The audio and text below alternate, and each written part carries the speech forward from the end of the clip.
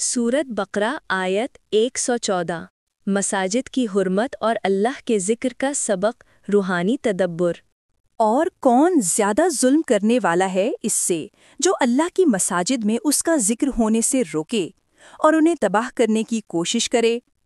ऐसे लोगों को निहायत खौफ के साथ ही वहां दाखिल होने की इजाज़त होगी। उनके लिए दुनिया में ज़िल्लत है और आखिरत में अज़ाब अज़ीम।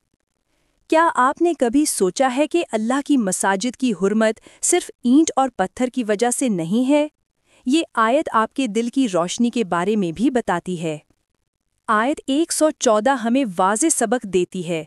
वो शख्स सबसे ज़्यादा जुल्म करता है जो अल्लाह के ज़िक्र को मसाजिद में रोकने की कोशिश करे और रूहानी महफिलों को तबाह करने में लगा रहे। ये जुल्म सिर्फ जगह पर नहीं बल्कि दिलों और रूहों पर भी असर डाल रहा होता है। ये दुनिया में भी हकीकत है। अगर हम अपने दिल में अल्लाह का जिक्र कम कर दें या रूहानी महफिलों से दूर रहें तो हम भी इसी जुल्म का हिस्सा बन जाते हैं।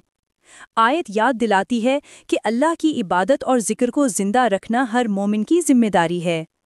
मसाजिद और जिक्र इलाही हमारे दिलों को रोशन करते हैं।